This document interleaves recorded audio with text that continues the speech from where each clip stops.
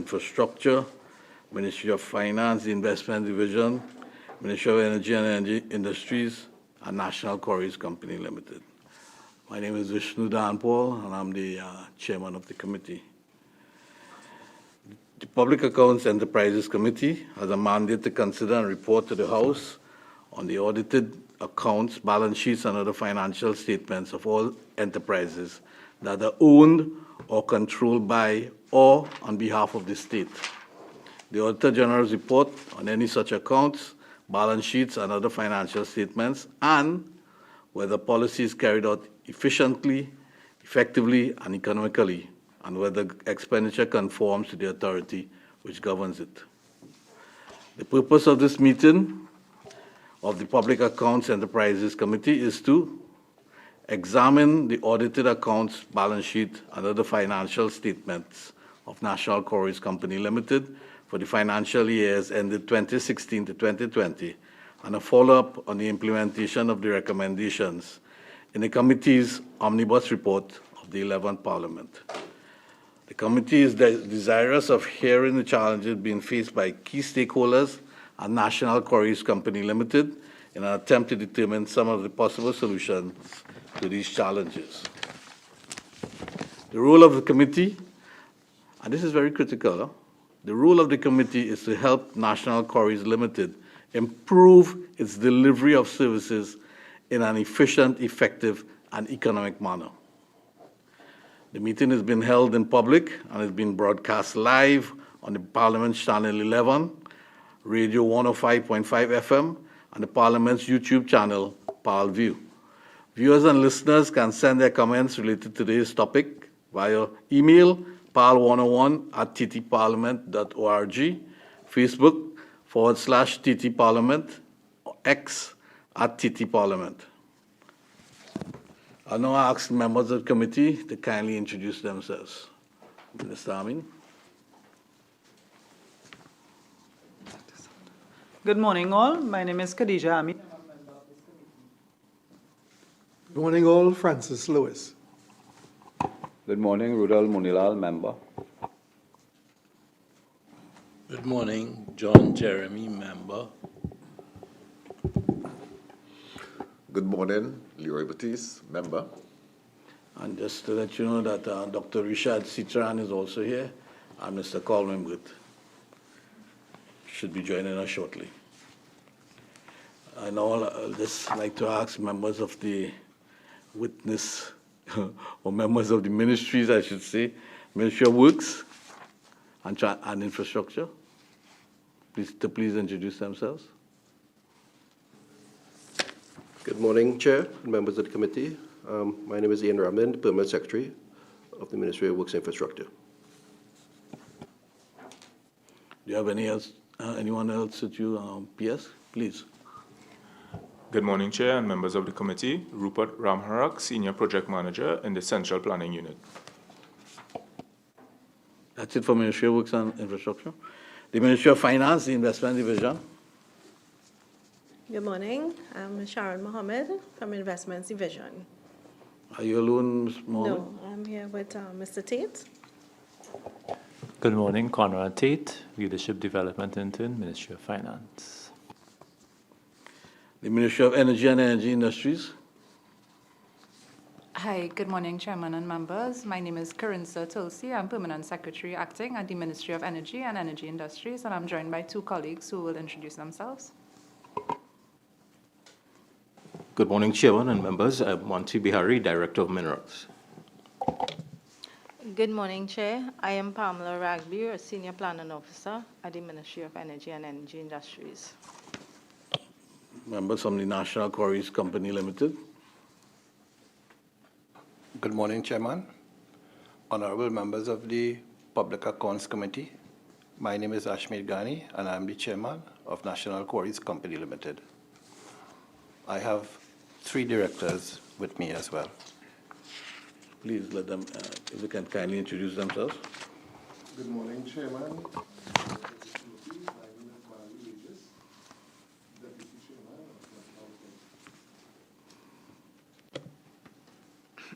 Good morning, all. Vijay Samaru, board member. Morning, anyone else? Chairman. Morning, members of the committee. Miguel Ochman, Director. Everyone accounted for?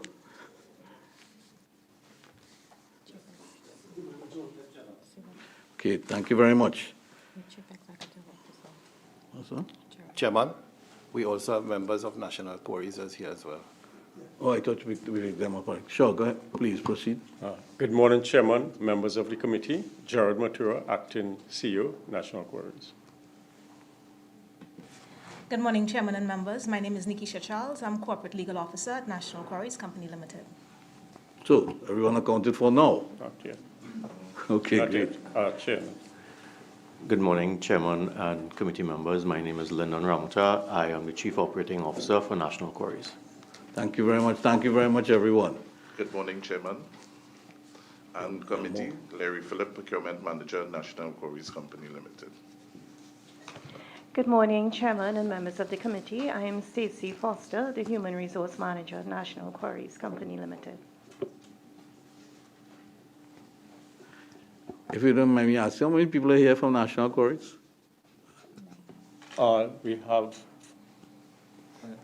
We have 4 members of the board, including the chairman, and we have 5 members from the management team. Thank you very much. It's kind of... So I'll now invite the Permanent Secretary of the Ministry of Works and Infrastructure to make a brief opening statement, please. Good morning, Chair and members of the committee.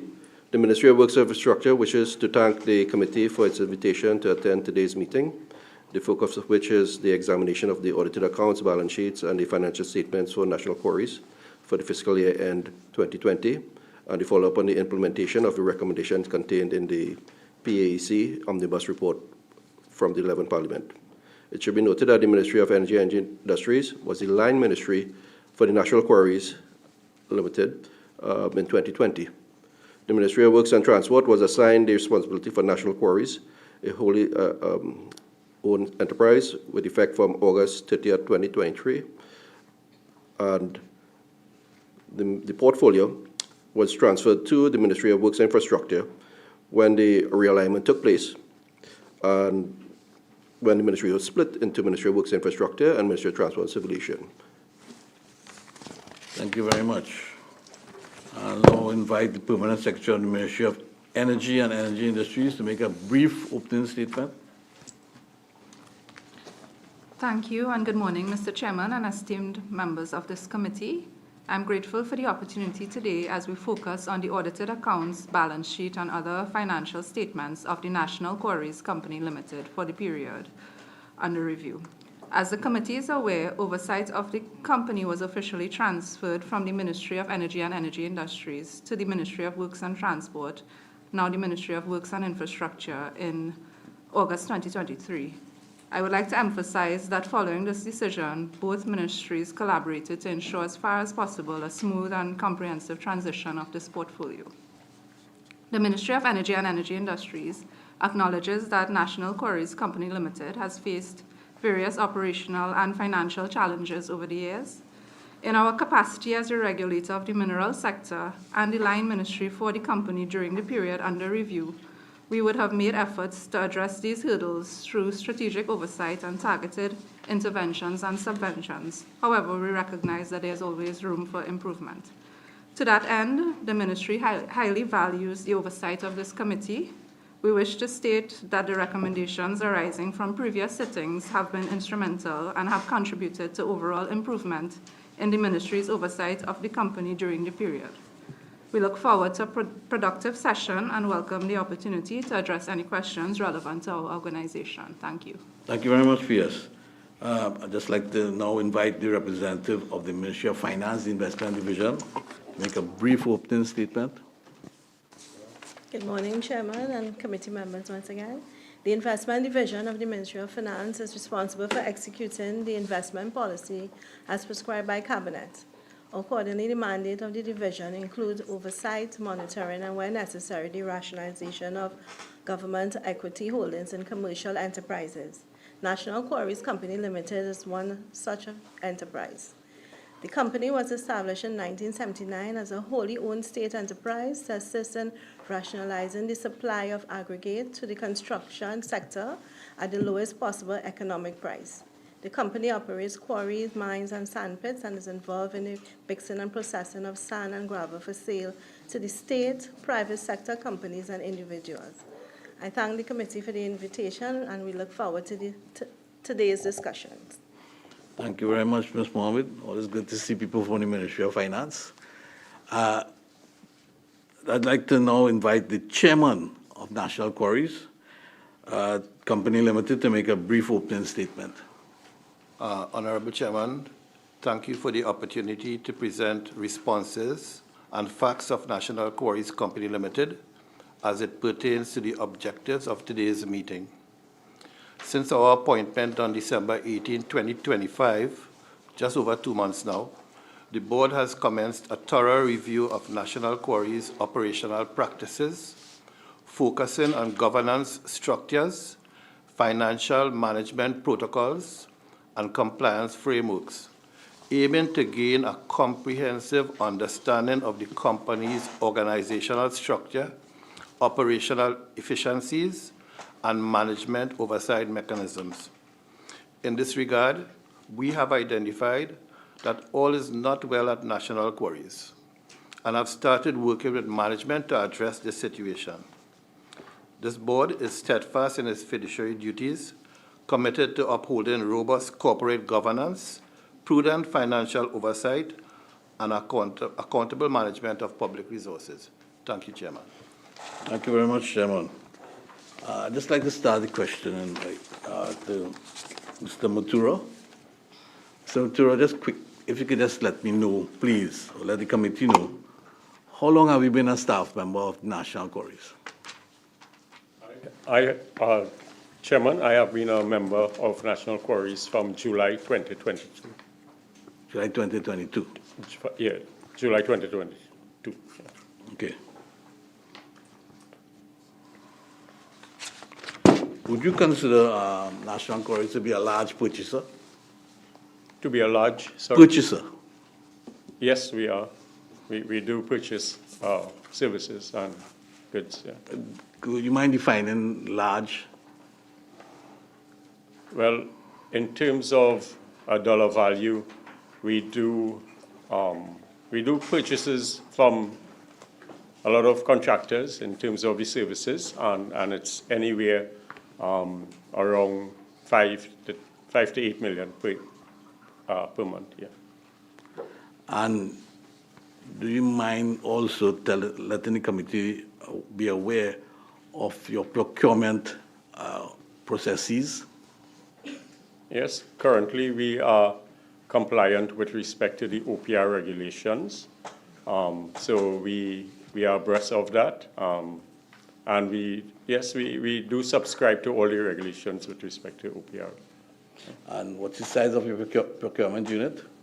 We have 6 members right now in the procurement unit, headed by a manager of procurement. Yeah. So you are, in fact, a large purchaser if you have a size procurement unit like that. That's a clear indication. Yes. And what are the skill sets of these people in your procurement unit? Okay, the manager has a master's degree in logistics and a first degree in management. The 2 of the other officers, which are the procurement officers, they are in level 4, level 3 and level 4 respectively, I think, with respect to the SIPS program. We also have another procurement officer who has a master's in an engineering discipline. It escapes me at this time. All right. Yeah. So they are pretty well qualified. What are your policies benchmark against the Public Procurement and Disposal of Public Property Act and its regulations? Chairman, if I may, I would like to ask our procurement manager, who has a lot more details and information. Sure, not a problem. Good morning, Chair. At the moment, National Quarries conform to the handbook and guidelines of the Office of the Procurement Regulator. We are currently have draft policies to be approved by the board. That is in alignment with those guidelines, the handbook and guidelines. Have you ever had a meeting at the Office of the Procurement Regulator? Yes, we have. And what was that meeting about?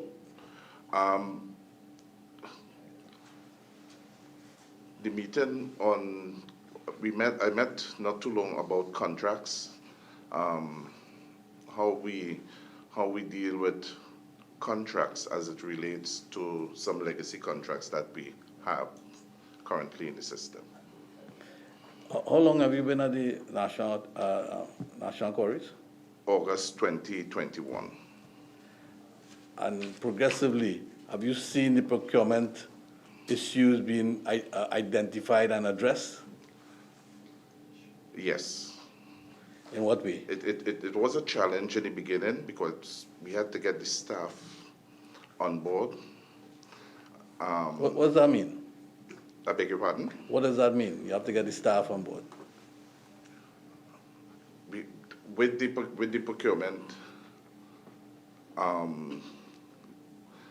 with being compliant with the handbook and the guidelines. So we had to do some training to get them up to speed. We had some turnover in the system. Some of my better staff exit the organization. And I had to get them to that place where we can operate on full compliance. So you are convinced about that your procurement processes are adequate? Yes, they are. However, there's a challenge with on the contract management side, where I currently require a contracts officer to assist in that regard for us to be really up to speed. Thank you very much. I'll just pass it over now to any of my colleagues, any other members. Mr. Lewis. Thank you, Chair. I would like this, I want to put this question first. And while you think about it, I want to give you a context to the question. If I start with the end in mind, Chairman, what would you like to see in our report to the Parliament? No, hold on. Sorry, I'm giving you a little time to think about it. The intent of this is to help this company. I received yesterday about 3 inches of paper that I went through. I want to give an impression from that. These are not conclusions, but these are initial impressions from that, so that the various members appearing before us can correct me if I'm wrong. Using the summary financials provided, this is 2020. I'm still trying to estimate what your sales are and what the industry demand is.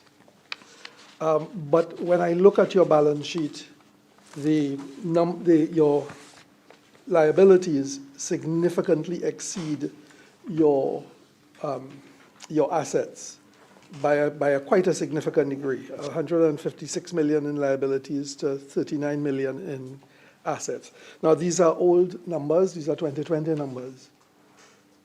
So a question I have is this continuing? Your sales are estimated at about 60 million. Some online research suggests that the industry is doing about $1 billion in sales, in aggregate sales in total per year, of which National Quarries is in excess of 50% of that. I'm not sure if that is correct. The company, based on the documents that have been shared with us, has had to have ongoing government subventions and support simply to keep alive. In a different context, this company would be declared bankrupt. And please, in framing it that way, I am not, first of all, let me thank the board for agreeing to serve. And I'm not trying to slag management or board or the company, historical or present. But you have an ongoing need that without state support, you could not exist. You haven't paid your VAT, from what I've seen. You haven't paid your royalties to the ministry. And both are quite significant numbers. And there are a number of quite significant debts outstanding. So in terms of what you think we should include in our report, my questions are as follows. The first one is, does Trinidad and Tobago need a national quarries? There are, according to online research, about 100 quarries registered, of which about 90%, it says, are operational. It may be that National Quarries has a strategic role, but it's not yet clear to me from the documentation I have. And behind this are a couple of questions. One is, our country is faced with very difficult financial circumstances. Every dollar spent in supporting a company that should be commercially viable is a dollar that can't be spent somewhere else where there's a very real need. So you've got to come really good to say, this is why we need this ongoing subvention. If you're getting a subsidy in various forms, including non-payment of acceptable bills like VAT and royalties, it means that you're competing unfairly, is how it suggests to me, because you have a whole range of other commercial quarries that are being asked to compete against a state company that is receiving subventions. Somehow there's something that seems a little bit unfair, not a little bit, quite unfair about that. Why does National Quarries, a commercial company, need ongoing government subvention?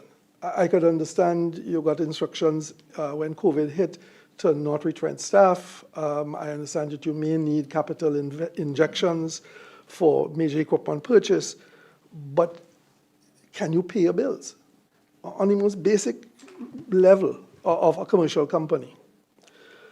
Why are financial statements not up to date? I understand there was a ransomware attack, but a company receiving subventions has a duty over and above others to demonstrate that its finances are well in order.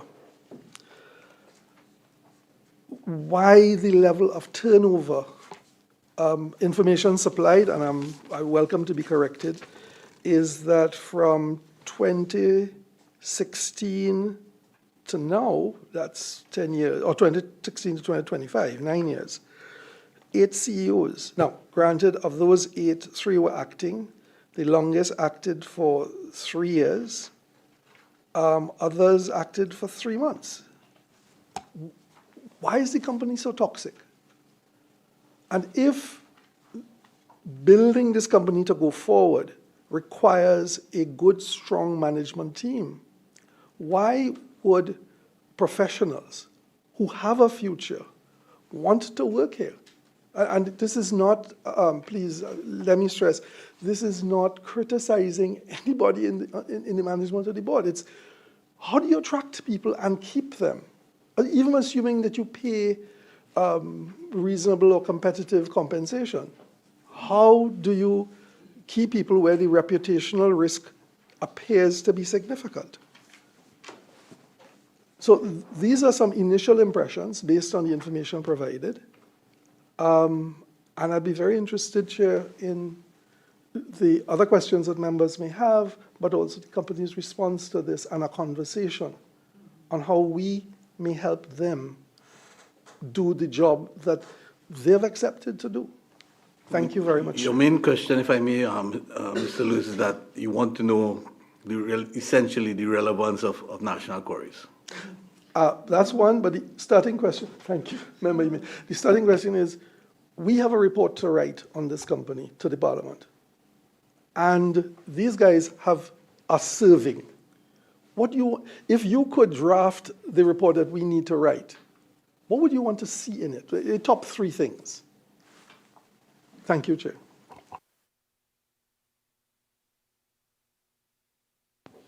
Chair, and just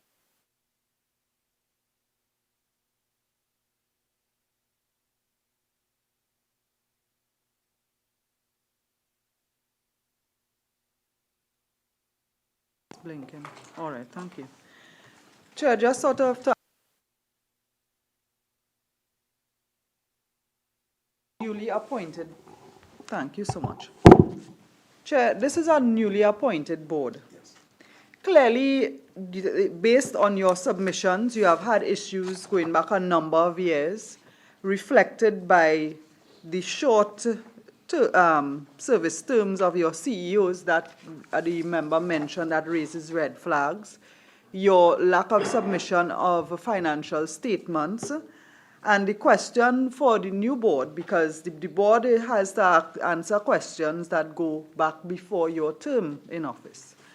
And certainly under the guidance of the personnel from the various ministries, has the board had the opportunity yet to take into consideration the financial history of the board, of the company, and have you had the opportunity to consult with those in the ministry to chart a strategic way forward to turn around this company, because the product it provides is very critical to the country's construction industry.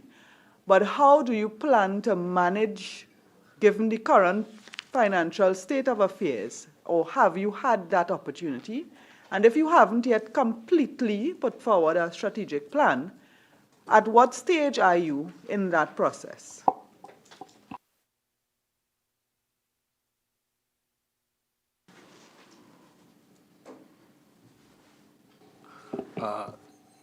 Chairman, I'd like to respond to member. And the question was asked, what would you like to see? And I would like to quote the chairman in his opening remarks: improved delivery of service. And that's the bottom line for the board. As it relates to the viability of the company, there are many reasons why National Quarries Company Limited remains a viable and necessary entity. National Quarries continue to be a major supplier of aggregates for the construction sector, playing a pivotal role in Trinidad and Tobago's infrastructure development. The products we supply are essential for roads, buildings, and other construction projects, making it a key contributor to national development. Additionally, as a state-owned enterprise, National Quarries Company Limited was designed to generate revenue for the government while providing employment opportunities for citizens. That is our understanding as the board. Its continued operation ensures economic benefits and support local communities. That being said, Chairman,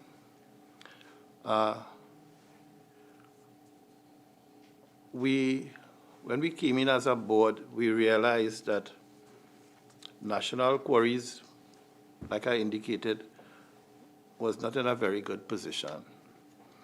We were kind of confused with certain information that came to us. We were asking many questions, and one of them is, what is the average cost of producing aggregate at our sand and gravel quarry? And the answer we are told is around $397 per ton. Our selling price of the same aggregate of sand and gravel is somewhere between $152 to $135 per ton. So we are producing at around $397 and selling it between $152 to $135, somewhere between there.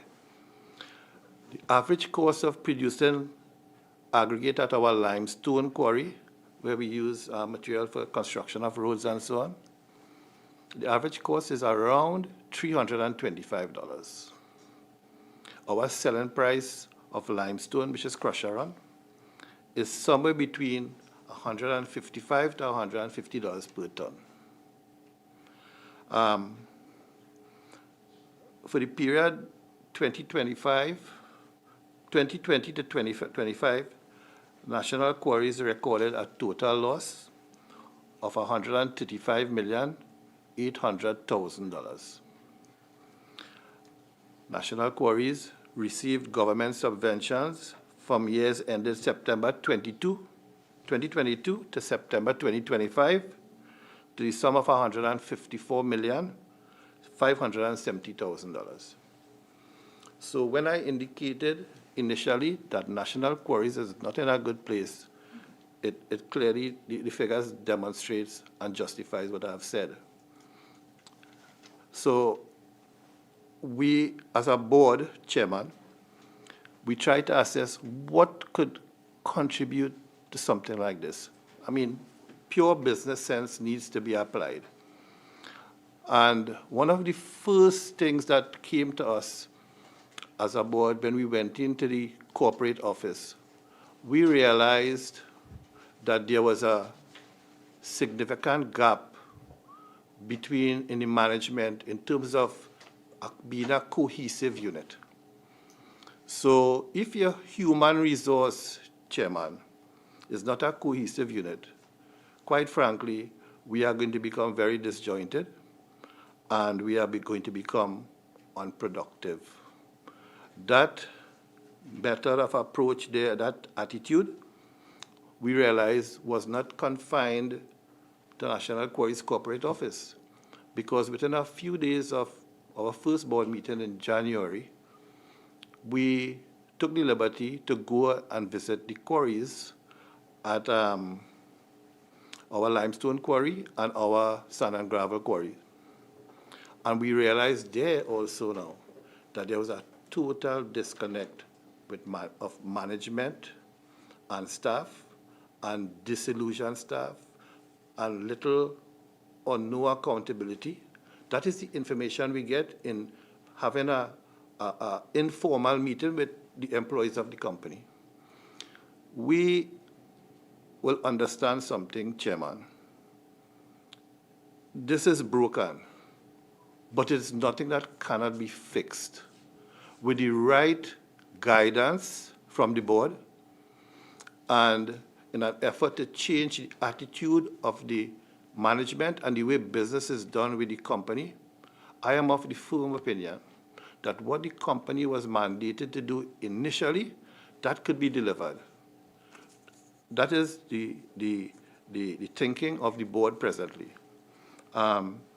With respect to the question posted by the other member, Ms. Amin, I would like to respectfully defer that aspect of the answer to the CEO, please.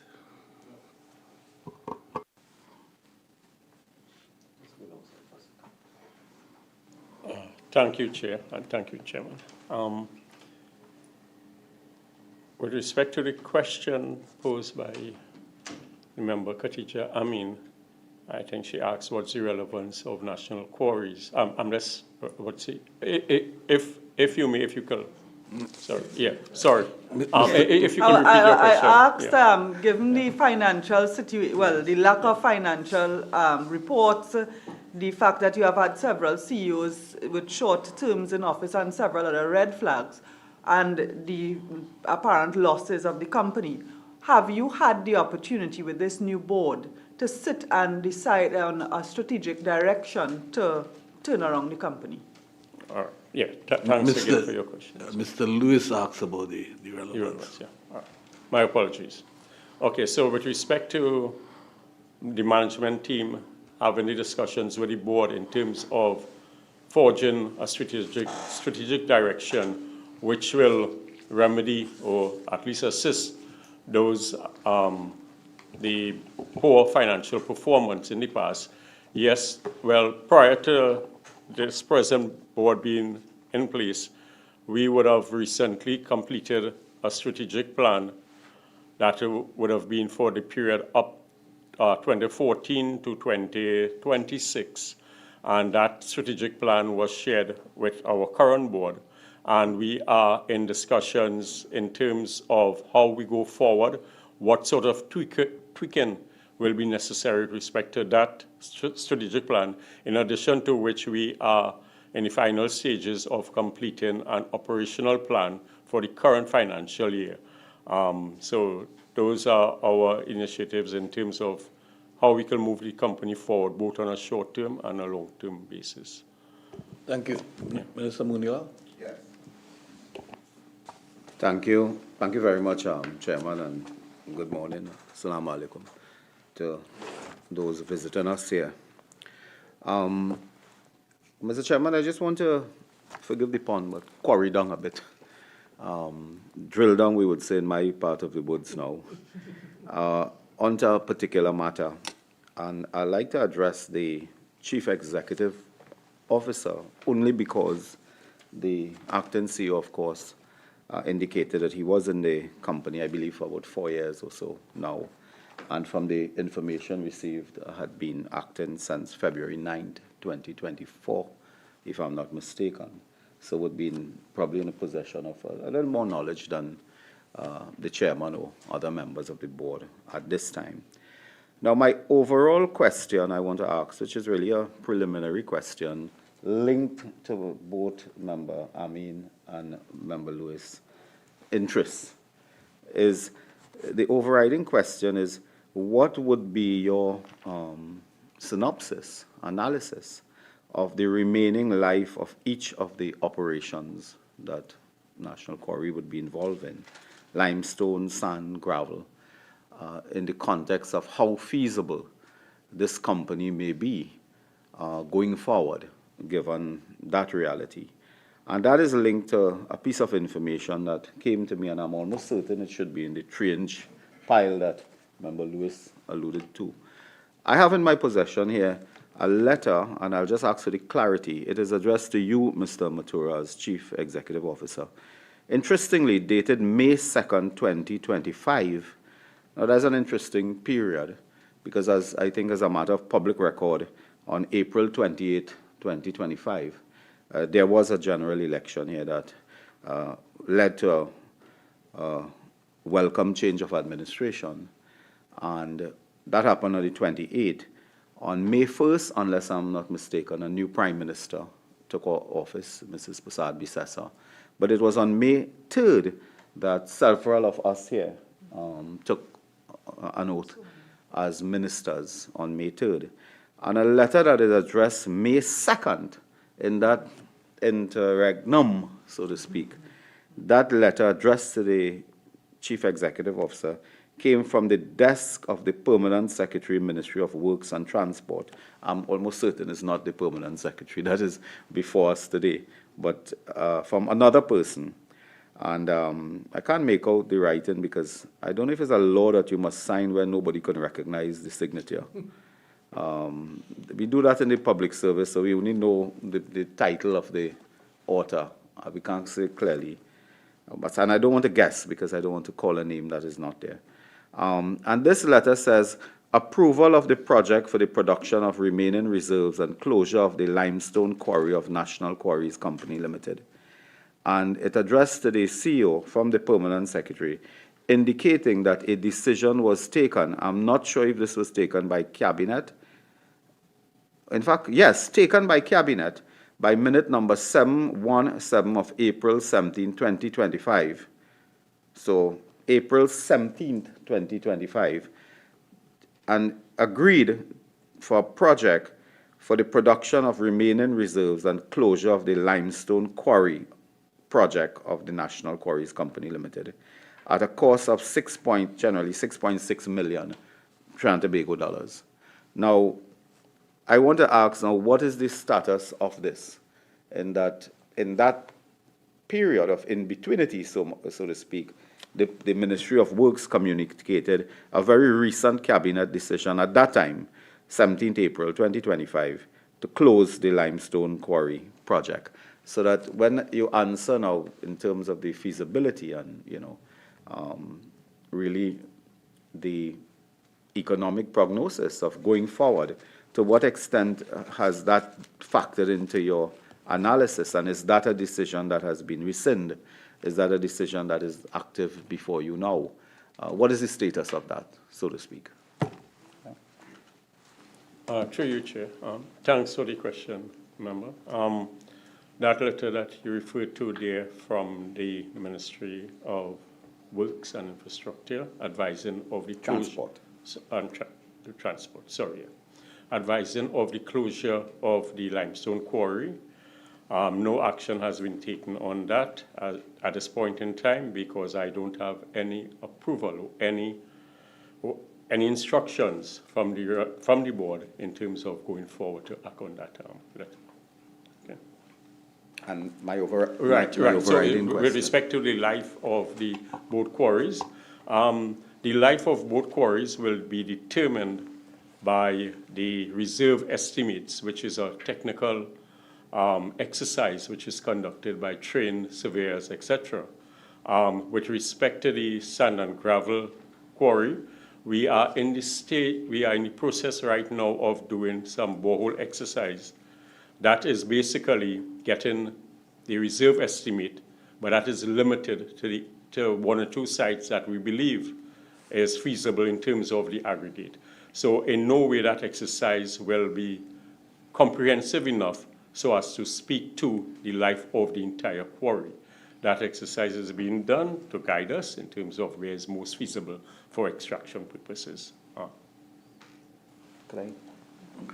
Before I let go for another round, I will just ask a couple simple questions for really matter-of-fact answers. If we do not have it here, maybe you can supply. Sure. Because in looking again at the economic prognosis of this entity and whether or not it is viable going forward, do you have a list of the debts accrued by the company in terms of suppliers, rental of equipment, and that type of thing over years that would still affect, your economic position now? And if you have that, you can supply it to us. We'd appreciate it. Through your chair, yes, member, we do have that. And what we would have supplied with respect to this package is the outstanding liabilities as at October 2025. So that's available. Before we proceed, I'd like to hear from Mr. Monty Bihari. Similar question, if you could answer the same question as Minister Munilal, if you could respond to that same question, please. Good morning again, Chairman. With respect to the letter Honourable Minister mentioned, this is the first I'm hearing about that today. I was not aware of that letter before today. With respect to the remaining life of the quarries, I have, over the last several years, met with National Quarries prior to them being transferred to the Ministry of Works, and I have advised them on several occasions as part of their licensing process to conduct the necessary studies to determine their mineral resources and mineral reserves. Those figures would then determine the remaining life of the quarries and will be factored into all of their financial investment decisions. Absolute record now. Just quickly, is the Director of Minerals, Mr. Monty Bihari, indicating that prior to this disclosure this morning, as Director of Minerals, had absolutely no idea of a decision taken by the Cabinet and conveyed to National Quarries to close the limestone quarry project? Chairman, through you, Chairman, that is correct. Member Batiste? My question is for the chairman. If you could just elaborate, to me your figures were startling, where basically you show the National Quarries almost as a non-starter in that your cost for production is twice as much as what you would sell the product for. I think that's concerning. But you also alluded to problems within human resources problems, but I'm not clear. You said, is it this unity, disunity? Could you elaborate what exactly are the human resources issues that you would have encountered? And for the record, just what exactly we are talking of? Chairman, through you. As a board, when we went in, we decided to create suggestion boxes at the various locations, corporate office, sand and gravel, and at limestone. And based on some of the responses that we would have gotten, it was clear that many employees were disillusioned, disenchanted, felt left out. These are some of the issues that we would have heard that would have been highlighted. Honestly, if we, like I indicated before, sir, Chairman, through you, if we have a proper management mechanism in place, these issues will not be of relevance. And from a board perspective, that is what we hope to address. I hope I answer your question to some extent, sir. Could I probably just ask you, Chairman, if the CEO could elaborate some more? Because it's still unclear. I'm hearing that workers would say they're disillusioned, but I'm still disillusioned with what, with who, with a policy decision. I'm just trying to get some details. I don't know if the CEO might have. Yes, through you, Chair. Thanks again for the question, member. Yes, when you meet with employees, from time to time they will indicate, they felt that their views are not being taken into consideration. They ask for more buy-in in terms of the whole management of the company, and we as a management team try to facilitate that through more frequent meetings and more information being disseminated to the general employees in terms of what the company is doing, etc. But some of the employees, they are aware of the financial situation of the company, and they are very keen to get as much information and understanding. So it's that sort of eagerness, I think, which could translate into they want to be more in the know in terms of how that is what is being done, and we are trying to facilitate that process. Thank you. Mr. Moturo, do you have an internal audit department? Yes, Chairman, we do. Do you consider it fit for purpose? Yes, it's very effective. How many people are you? All right, so staff members? Right. It's currently headed. Right now we have the manager, internal audit manager. Previously we had 2 assistants working with him. They would have exited the company, so presently it's the internal audit manager only. Do you do investigative audits also? Yes, the internal audit department does both investigative audits and planned audits in terms of his work program. Mm-hmm. Mr. Luce? Thank you, Chair. A very quick clarification question. How many people are employed at National Quarries? It could be staff, could be contractors. I'm just trying to get a sense of the size of the staff complement. We got a org chart for 2017-18, but beyond that, but that didn't have any numbers in terms of staffing. Chair, through you, can I ask the Human Resource Manager to answer? Good morning, Mr. Chair. The org chart that you received, the establishment would have been 167 employees, according to that. Right now, we have about 140 employees. 114? 140. 140. Okay, thank you.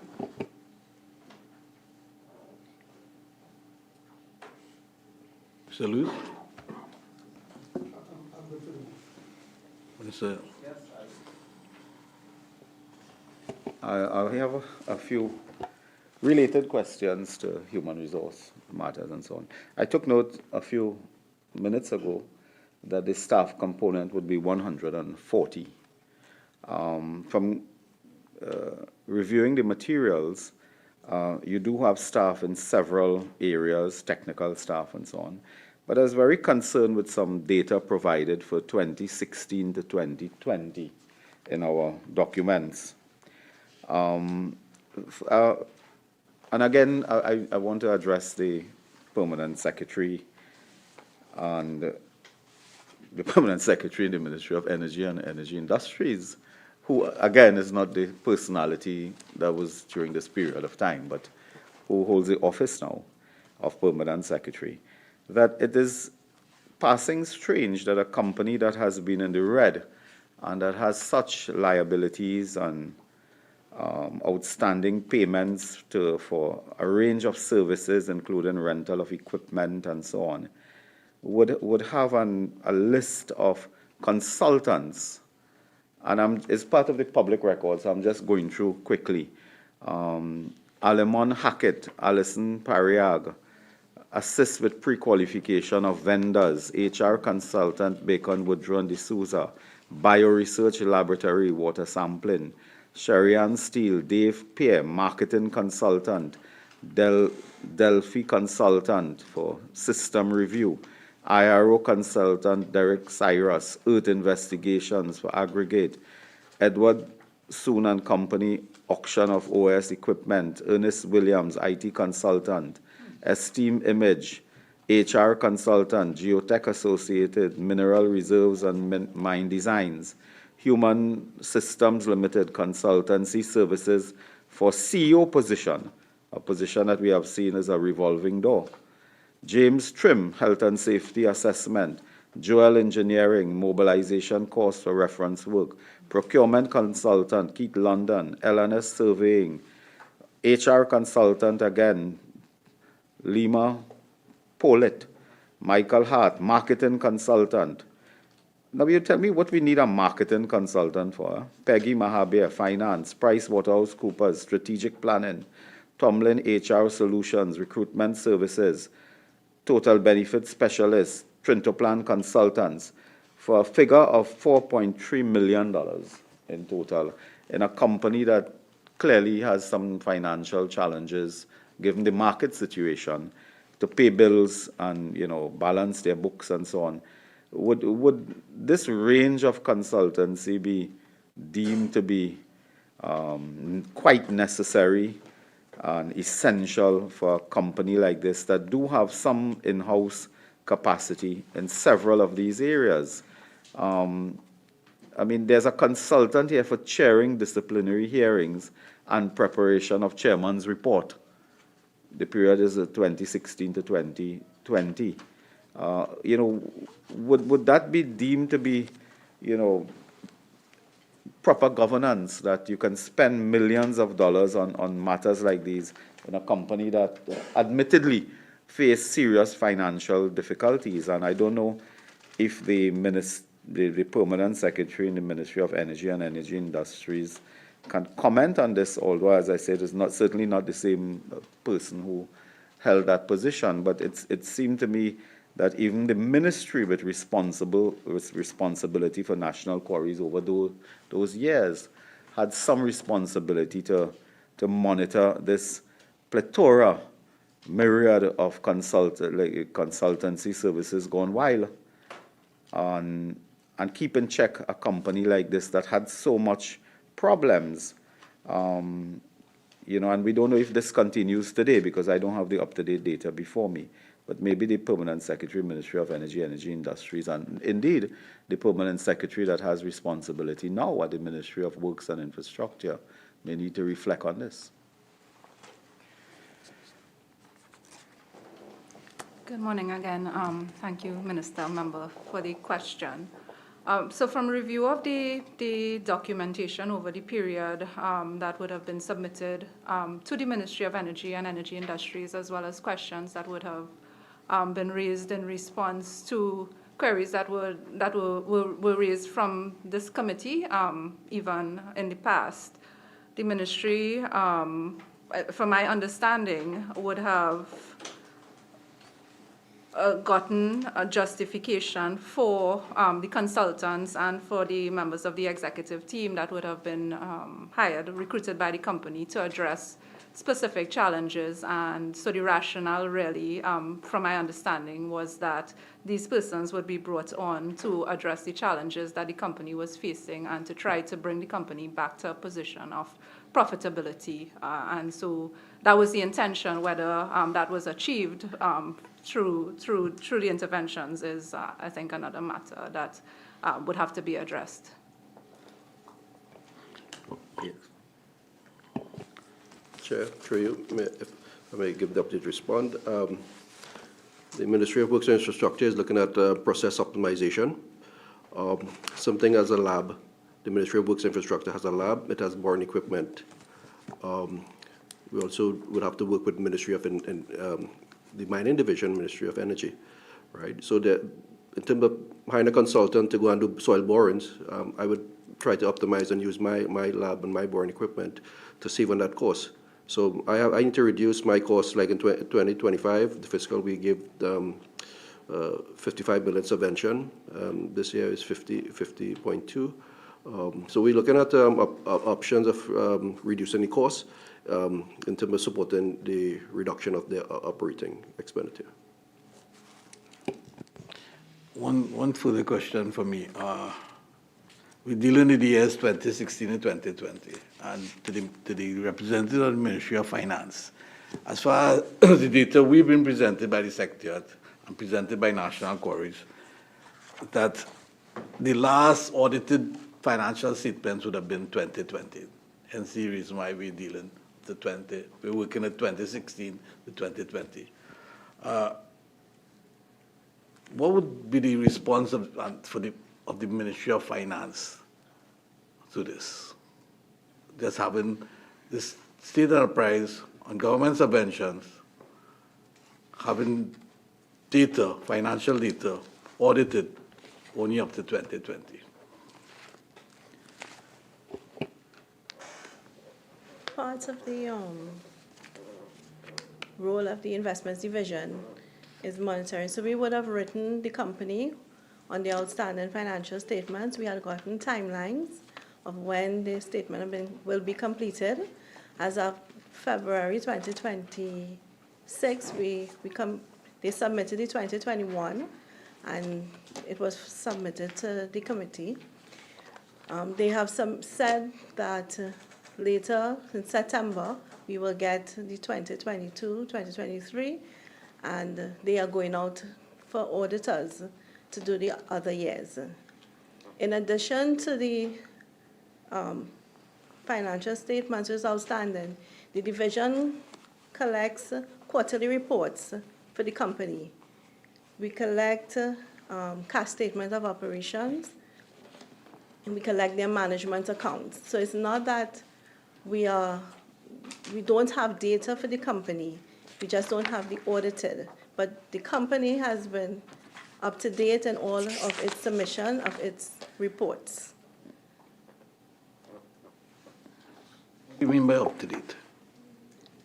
And what reports? Please.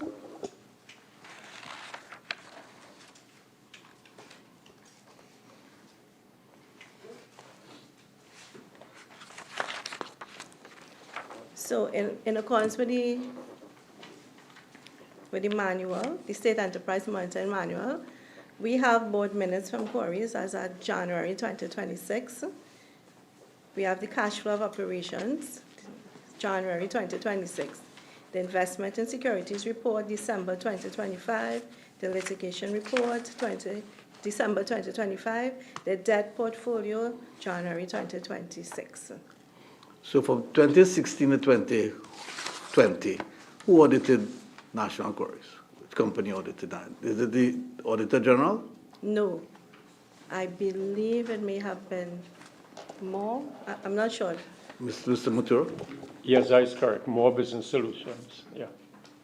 And 2020 to 2023, who audited? Right, so 2021 was audited by More Business Solutions. 2022 is being audited by More, and we are presently in the process of going out to get external, the auditors for 2023 and going forward. So you said there's a tender out for an Yes. audit company? Yes. Just follow up on that question. How long is this process going to take to get to 2025? The process you're referring to is the completion of the audited plan.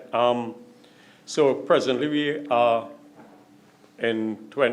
doing September 2022. That is projected to be completed by around July of this year. 2023 will be early, will be done early, will be completed by early next year.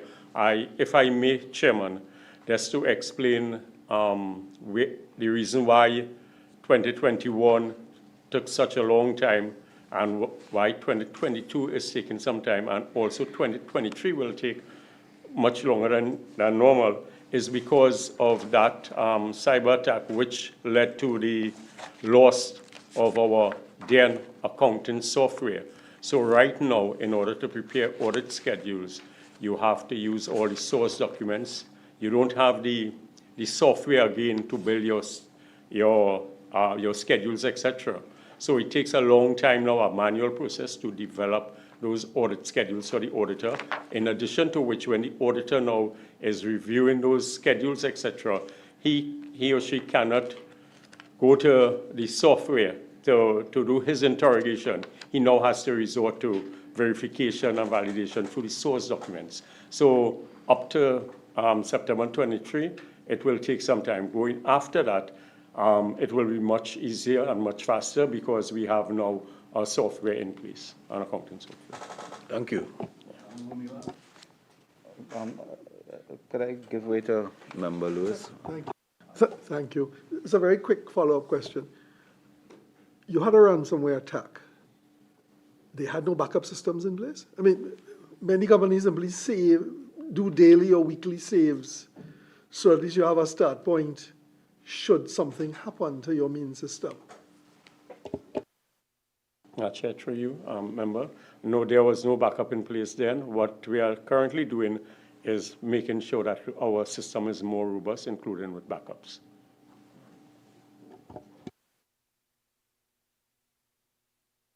Again, what does that mean?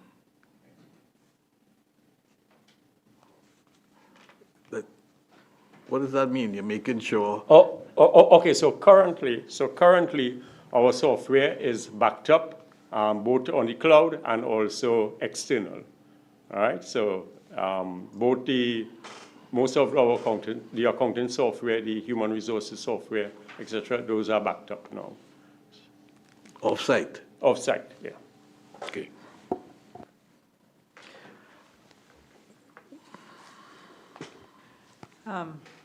Chair, this is looking too good, you know. This, I have a lot of concerns about what is coming out of this public hearing.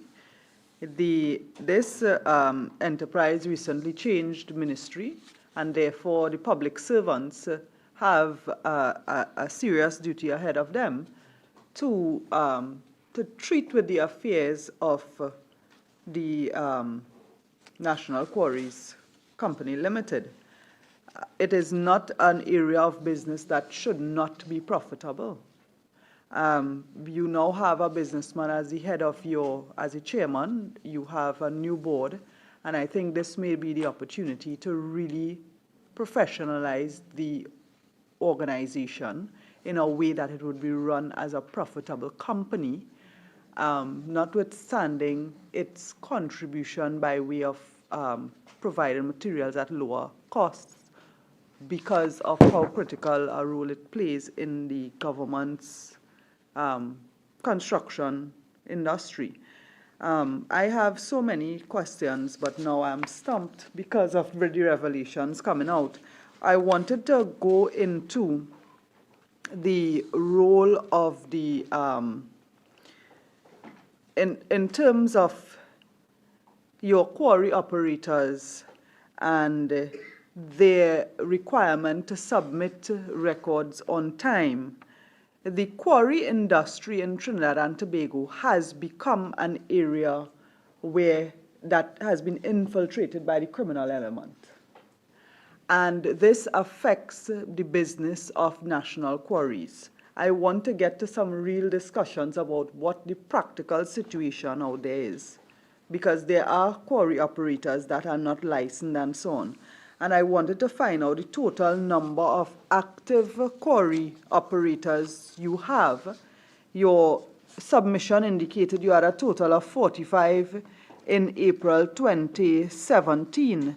But I wanted to know what efforts are being made to make sure that you get timely submissions, that the in terms of payments of royalties, if you have arrears outstanding, what type of what is the volume in terms of outstanding arrears? Do you have up-to-date records? Because all of this is part of where you have leaks, why you are not having the income that you should have, the revenue that you should have. So I wanted to get an idea in terms of the status of you regulating quarry operators and your payments, royalties, and if you have outstanding, and how you intend to close that gap.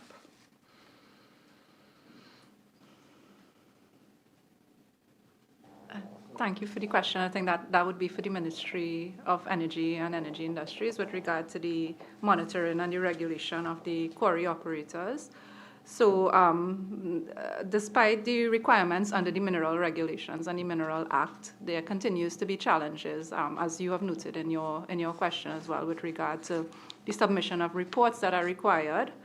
And I will ask the Director of Minerals to speak in more detail in terms of the number of operators that are active and how the reporting has been going. But there have been challenges, I can say, from the level of the ministry. And while we continue to make concerted efforts to have those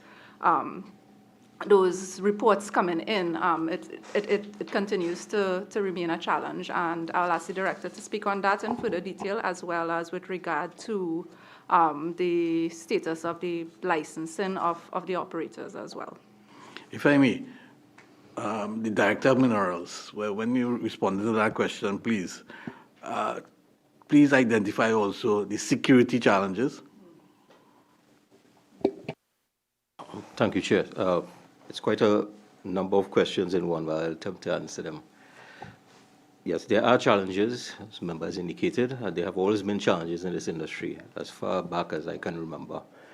Some of the challenges are quite severe and involve criminal gangs and criminal organizations infiltrating the industry, presenting major life and death situations for persons out there, especially those who have to regulate it. With respect to the number of operations, we currently have 7 valid mining licenses that are still within their validity period, 2 valid processing licenses. We have 40 licenses that have expired that were for a period of 5 years for mining, and 2 processing licenses that have expired for a period of 5 years. We have 20 operations with licenses that have expired that were for a period of 1 year, and Lake Asphalt, Trinidad and Tobago. Now, with respect to how many are actively operating, the number varies from day to day because operations in the industry tend to track together with the construction industry. So when construction is high, activity is high, you find that a number of persons will operate. When construction activity slows down, they may suspend the operation from time to time. But those are the numbers that we work with. With respect to the security issues, Chairman, there is a unit that operates out of the Commissioner of Police office known as the Multi-Agency Task Force. And they are police officers, and they work together with members from different ministries and agencies that have regulatory oversight for land, mining, forestry, approvals for permission, occupational safety and health, etc. And that is the agency that leads the charge with respect to enforcement and control of the illegal activity.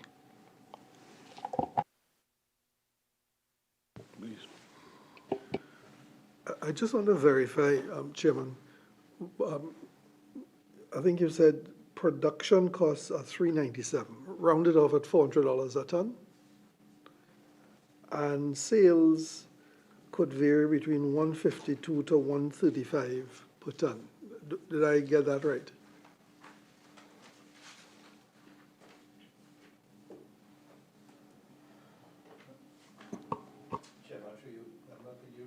Sure. What I wrote down at the time, so I just want to verify, production costs about $400 a ton, I think $397, and you sell at between 152 and 135. Roughly, you could say that's 140 a ton. Are those numbers right? Chairman, through you, that's correct. Okay. Who decided that pricing? The company has a mandate to do many things, but one of them is to be viable.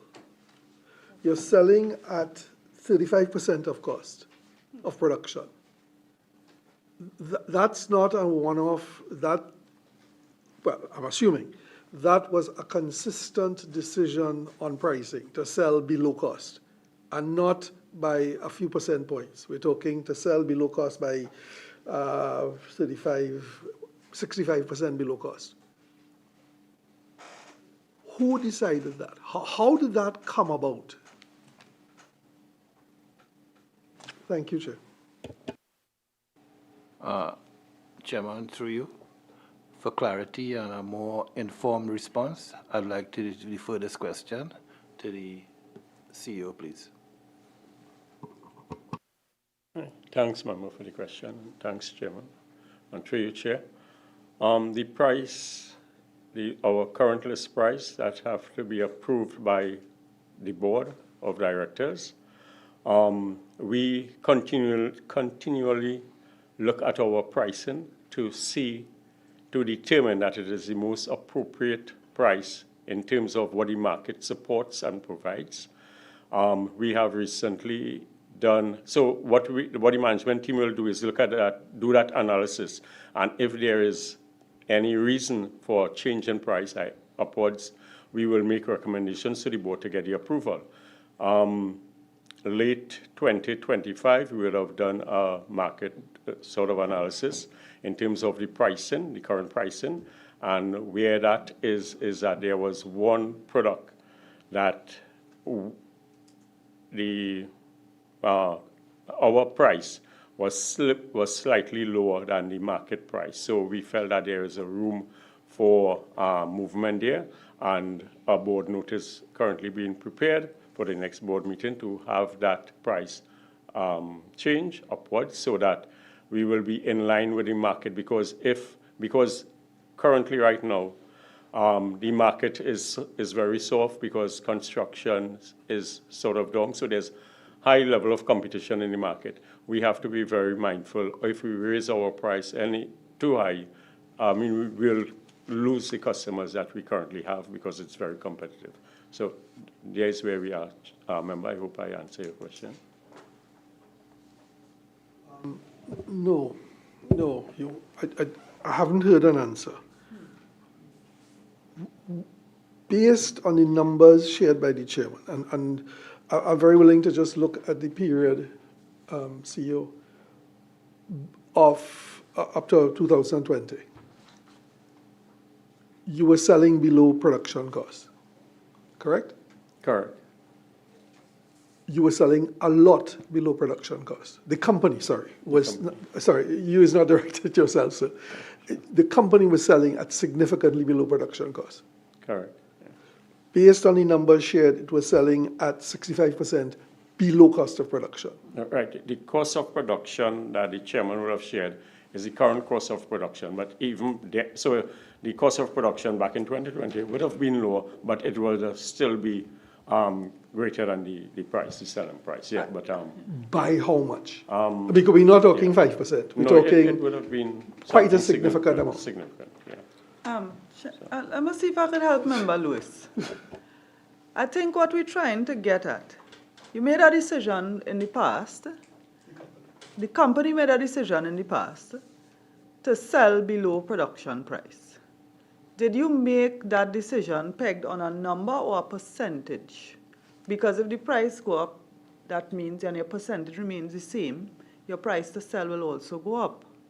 So rather than every year you have this increasing lag, what policy decision guides your price, and who has legal responsibility to make that decision? Does the company make that decision, or are you directed to sell at a certain price? All right. To answer your last question first, the management of the company will look at the pricing structure and make recommendations to the board to change that price. So management has to get the approval of the board to make any changes in price. Have you considered that decision, in the last 4 years? You were CEO in the last 4 years.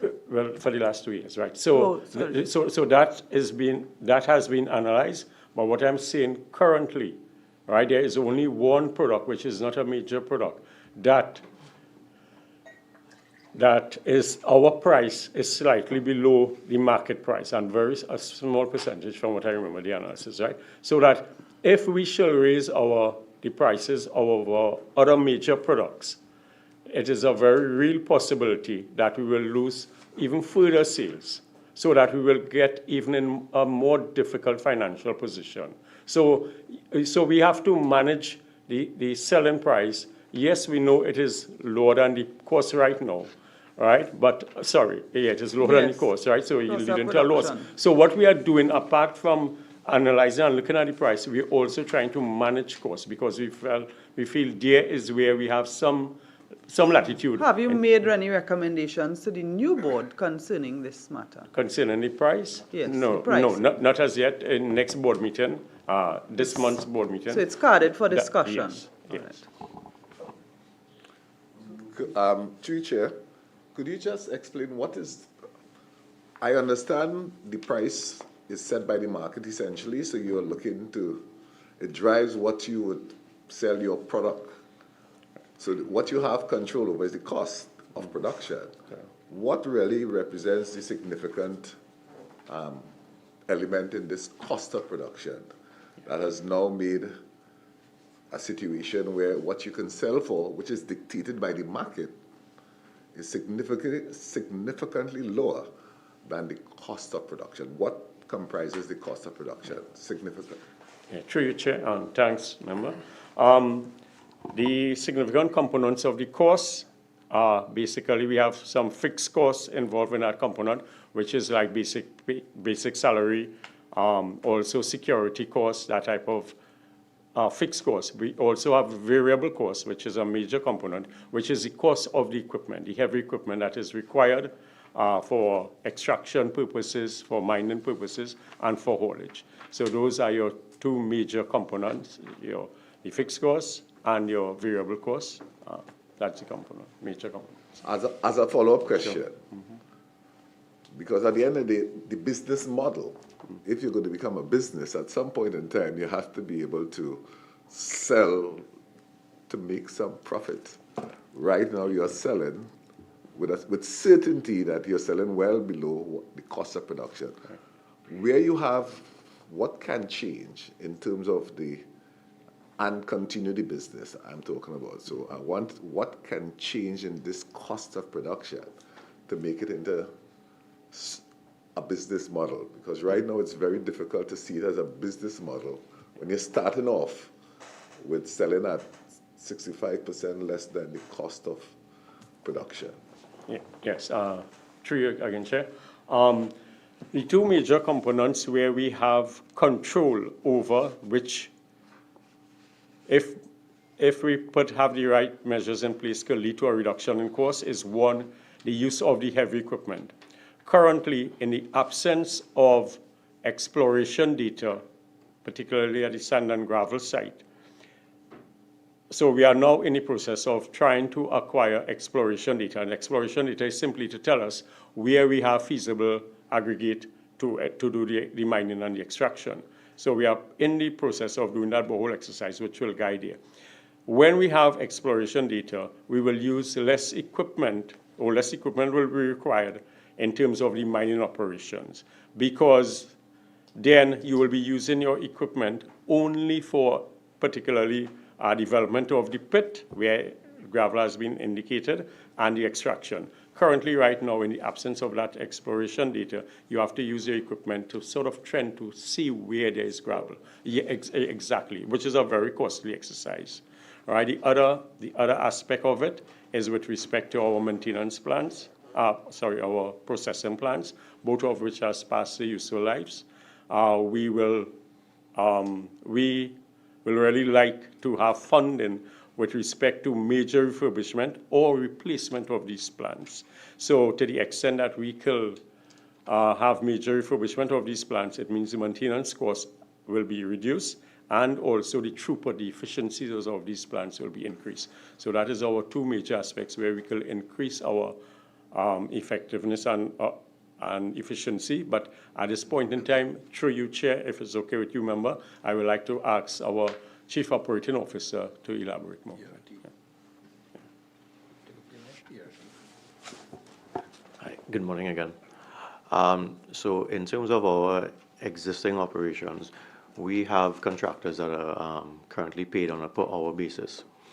What we are trying to do with the information that we have already gathered for specific areas within the sand and gravel operation, we are now going towards a production-based contract with them, so that the contractor is paid on performance, meaning the completion of a specific task. So we would pay, say, like right now we are doing an exercise to remove the forest in a specific area. That'll be done on a job basis as opposed to an hourly rated basis.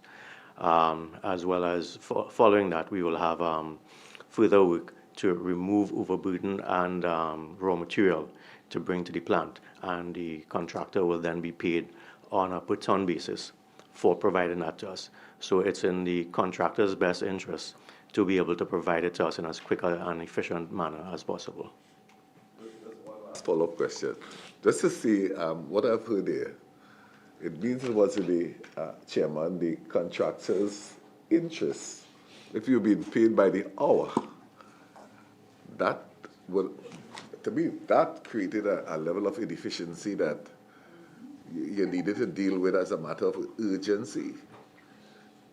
We are paying someone by the hour. I think that is absolutely noteworthy, and I think from what I've heard, that level of the exploratory nature, where we are literally depending on hoping to find, and also the paying by the hour, a contractor, that to me represents significant areas to fix, if you're going to start speaking about an efficient operation. Just wanted to make that comment, yes. The member from the Ministry of Finance. This company receives government subvention on an annual basis, true or false?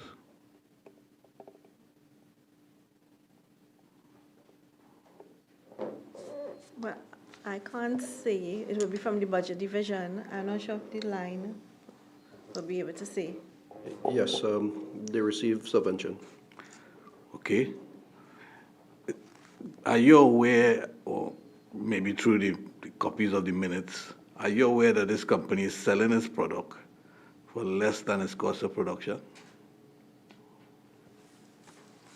We are aware that the yield that they're outputting, it's not matching their expenditure.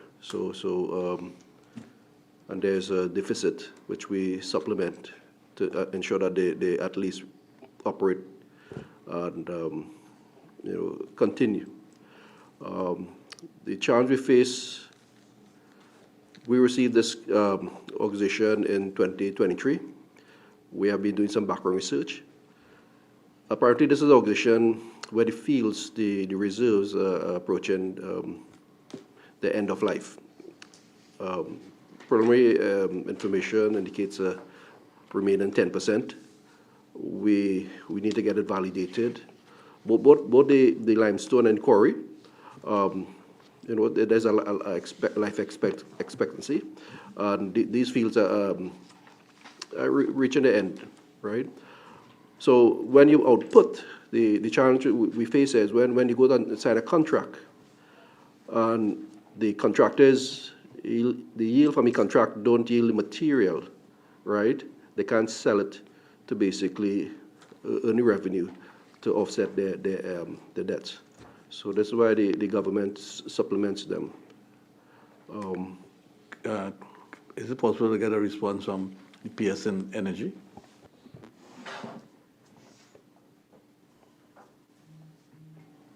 Thank you, Chairman. So during the period under review, the Ministry of Energy would have gotten the directives from the government to provide subvention, of course, through the Ministry of Finance, and several decisions by the cabinet, amounting to approximately 90 million over the period 2018 to 2023. The purpose of the subvention would have been to cover operational costs, to cover operational costs as well as some capital expenditure for the purchase of equipment, which was deemed unnecessary to address issues regarding the size of the aggregate that the company could produce. So it would, the intention was to purchase this equipment to help supplement demand in the local market that the company would be able to meet and assist with its profitability. So that would have been with regard to subventions. In the last major subvention that the ministry would have had oversight, Ministry of Energy that would have had oversight, would have been an amount of 74.5 million to assist the company with meeting capital and operating expenditure, and that was supposed to have been disbursed in 4 tranches. 3 out of the 4 tranches. What year was this? Over the period 2021 to 2022, so July to September 2021, a tranche of 18.87 million. October to December 2021, a tranche of 25.1 million. January to March 2022, a tranche of 25.3 million. And April to December 2022, a tranche of 5 million. The last tranche, 5.1 million, was not disbursed by the Ministry of Energy. The other tranches would have been disbursed, and then subsequently the company would have been transferred over to the Ministry of Works and Transport at the time. Thank you. Mr. Lewis? Those responses are not satisfactory to me. Let me be clear on what I think I understand. The market has a certain price. You're monitoring that. The board approves your price list. Therefore, if the company's price list is out of sync with the market, you go to the board and you say, I'd like to change the price to whatever it is, and the board approves. And that, I presume, is published, and customers could decide to pay or do business with you, but all else equal, it's a competitive price. What I derive from that is that if the market has a certain price, somebody is significantly more efficient than National Quarries. Because a commercial company simply couldn't decide to charge a price and fund that ad infinitum. Okay, so it reflects an inefficiency of the company versus its competitors. Am I clear so far? The state has invested in this company, whatever millions it is, to provide for the assets. somebody has decided to charge below cost of production. Whether it was 65%, whether it was 50%, somebody made that decision.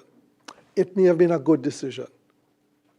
It may be, very quick question, if your biggest customer is the government could say, you will sell me at this price, and I will pay a subvention. That's a speculation on my part. I'd like that confirmed. But somebody made a decision to sell below price. That was not a board decision. The board ratified a price list, but not what the price should be. And there is an investment made that is a deteriorating investment because however hard the board then, the management then or now works, they can't bridge that gap. You can't bridge a 65% gap in pricing. That's simply not viable in a commercial company.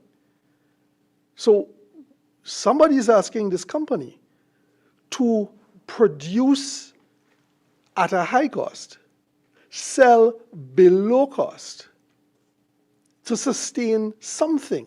And I just don't get it. It makes no sense from an investment management point of view. I'm not sure where it falls, in which ministry it falls. But cost recovery, maybe you'll get your cost down 5%, 10%.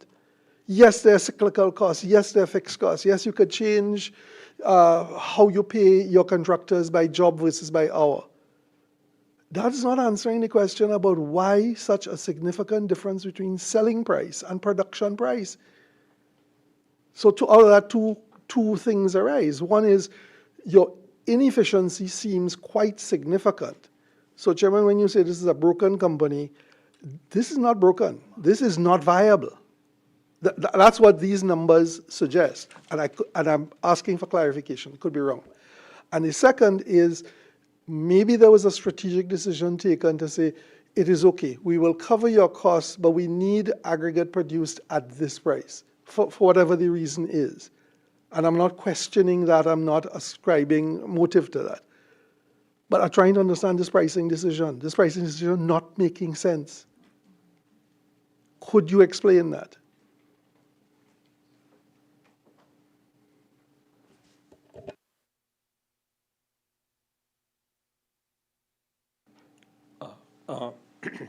Through you, Chair. Member, yes, I understand what you are saying. What we as the management is trying to do is to identify what is within our control and try to act as expeditiously on those factors, major ones being the cost. Our cost is too high, and there, as we just mentioned, the areas that we feel if we work with respect to those areas, we could bring down the cost significantly, because I just feel, member, any increase in our prices will make our financial situation worse through the loss of whatever sales we have. So the management team together with the board is trying their best to see to what extent we can, and we believe once these measures are put in place that we can significantly reduce our costs. But again, we will be willing, we will do our research again, we will reassess what we feel the market could support, but based on that last analysis, that is where we are. Yeah.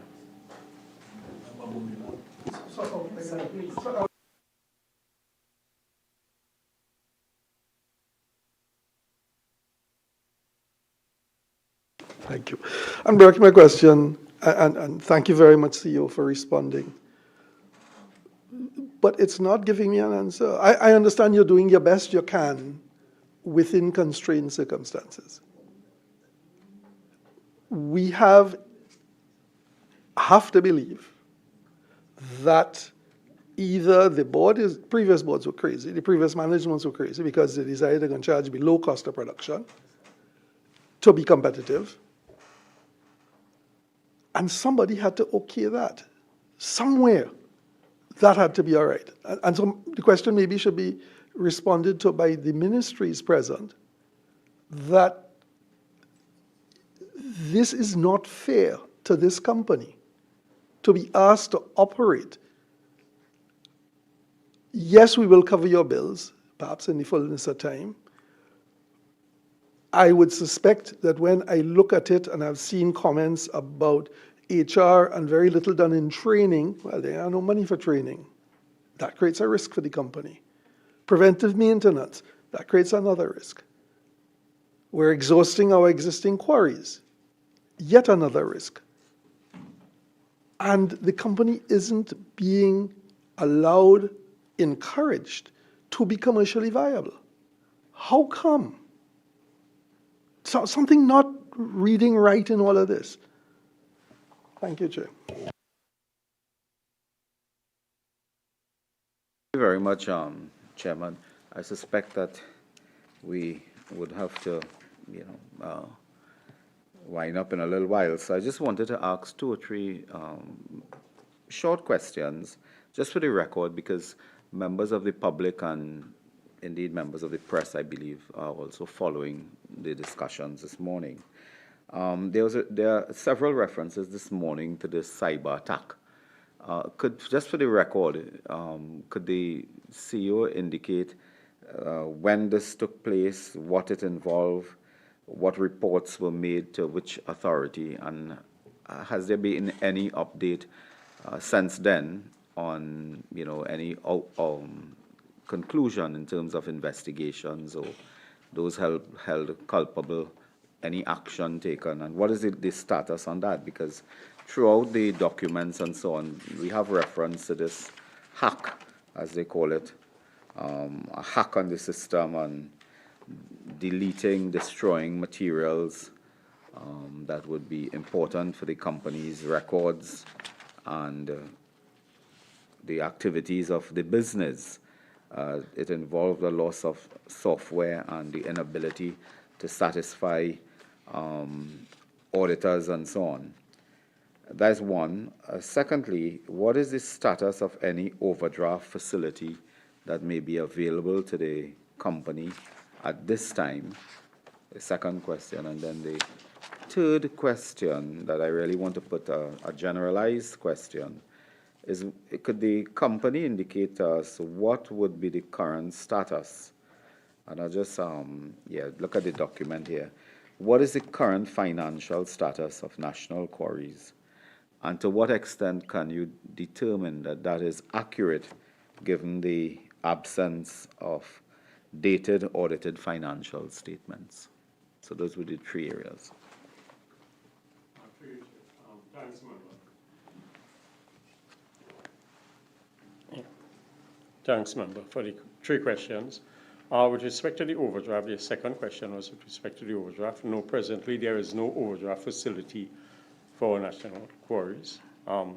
With respect to the financial statements, we do prepare, in the absence of up-to-date audited financial statements, we do prepare monthly management accounts, which we will send to the respective stakeholders.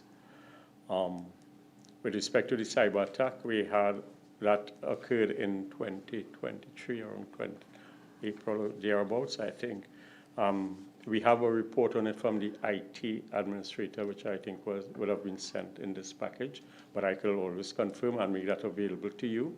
It would have been reported to the ministry responsible for digital transformation then. And what we also did, we engaged that ministry to do an assessment for us in terms of our IT infrastructure and to make recommendations in terms of how we're going forward, which was done. And I can also have available to you by the end of this week a report from our IT person in terms of the status of that, where we are with respect to implementing those recommendations.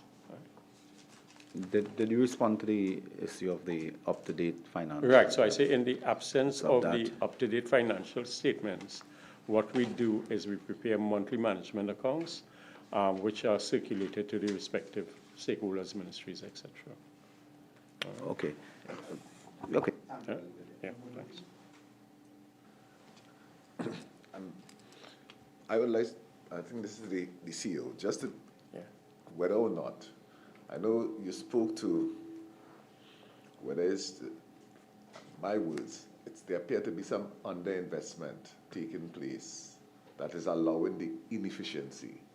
Because you spoke about some new equipment, exploratory, to move from that to certainty, and also the way we contract persons to be driven by yield rather than paid by the hour. My question is whether or not there is a clear plan, and I know we spoke about a strat plan, that indicate what it would take to put National Quarries to become a viable entity. Is there a clear plan? Yeah, thanks, member, for your question. Yes, there is a clear plan, and yes, you are correct when you make the statement that there has been an underinvestment in terms of the capacity of the company. And that is correct. That is exemplified by our age processing plants and also with respect to our IT infrastructure, which had been aged and found to be woefully inadequate in terms of today's need. The strategic plan identifies the area that we need to upgrade our capacity in terms of fixed assets, etc. And from 2022, since I've been there, we would have made requests through the PSIP mechanism for funding to upgrade and to strengthen our ability through equipping with the fixed assets, etc. Unfortunately, we have not received funding. So to answer your question, yes, there are plans in terms of how we could upgrade our capacity. Sorry. Thank you very much, Mr. Chairman. Anybody can answer this question. In the period of accounts before us, 2016 to 2020, what was the policy of the company with respect to the pricing of aggregate in the context of the reason why the company was established in the first place?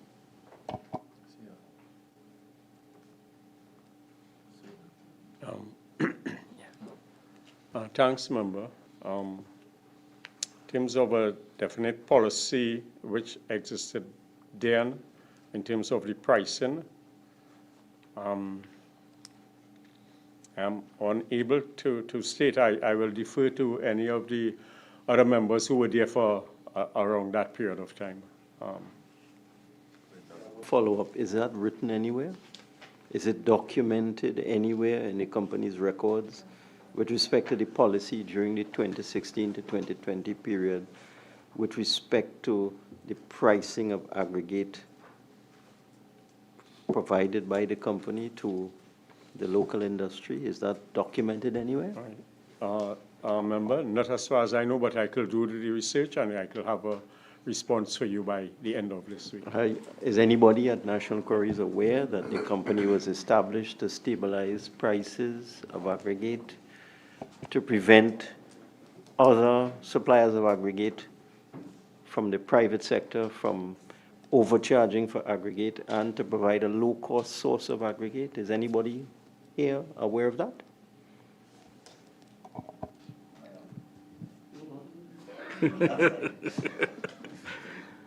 Now, making when one looks at the establishment of National Quarries in 1979 and the policy that successive governments approved for that company and communicated to the various boards and management over the period, the company, as far as I can see, was set up to stabilize prices and provide a low-cost source of aggregate for the local building industry. That's my understanding. That's what I've read. It's available on the internet if you go and Google it now. So what's the policy that occurred in the 2016 to 2020 period? Was it different to that? Was it that National Quarries was not mandated by the then government and previous governments to provide aggregate at a low cost? Is that not written down somewhere? Mr. Biari, you must be aware of that. Chairman, what the member has read out, I am familiar with that. With respect to their pricing policy, at National Quarries. That's a matter for the board and management, which deals with the governance and management of the company. As I'm Ministry, specifically referring to the 2016 to 2020 period because those are the accounts before us, 2016 to 2020. I'm not asking about your current policy. I don't intend to get into current events at all. I'm simply looking at 2016 to 2020. What was the policy then?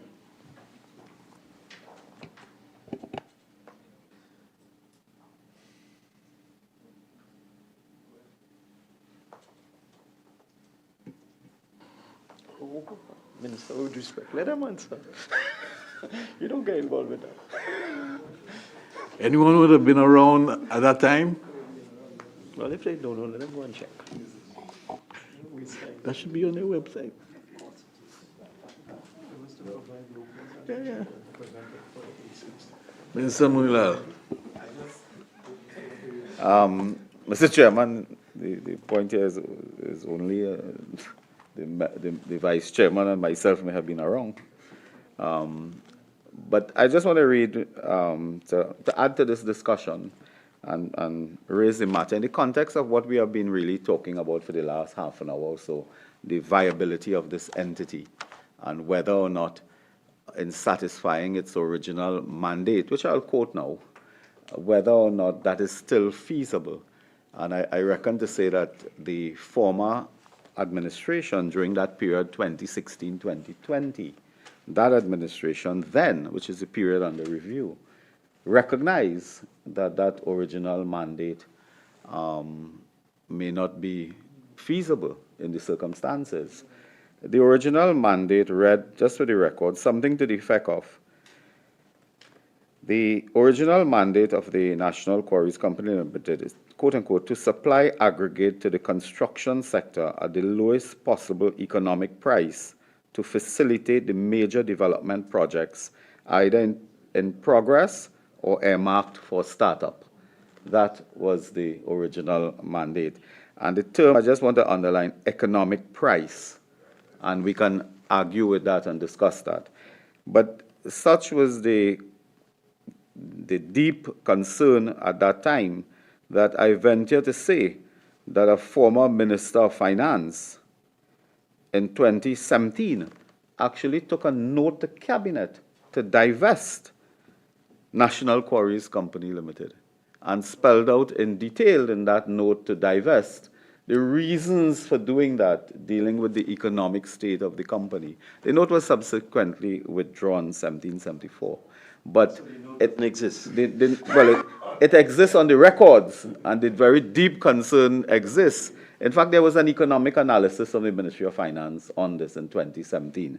But I wanted to raise that in the context that where we are today is a partnership model maybe more useful than this Mr. state Dr. enterprise. Mulila, I'm not aware of that, but I'll look into it. No, well, even if it exists, it was withdrawn, so it's not policy. Well, it was withdrawn here, of course, for your knowledge, September 20th, 2017. I think you were familiar with the identity of the Minister of Finance at that time.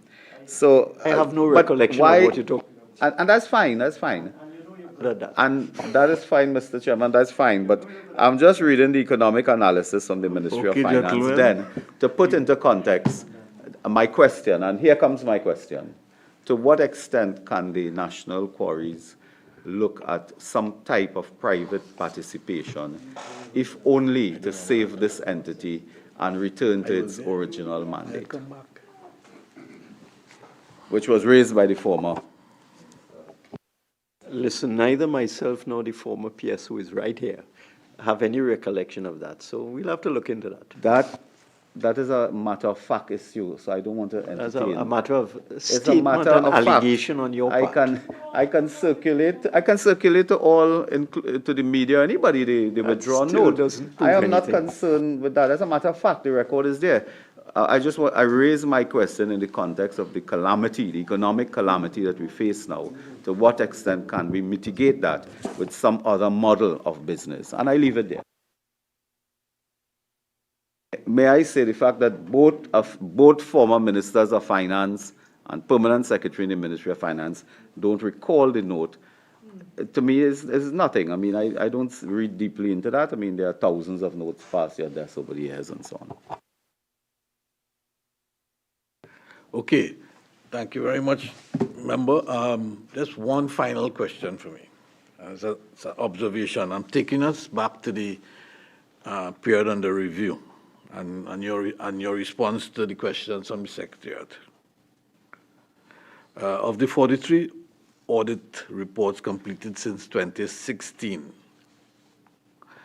you're familiar with that question from the Secretariat, right?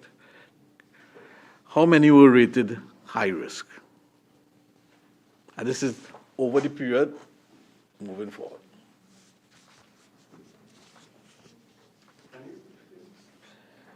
Can you repeat the question? There have been 43 audited reports since 2016. How many, based on what you have received, would you consider high risk? The 43 audited reports? What? 43 audit reports, I have it here from the Secretariat. What? Question 8, page 14. Page 14, sorry.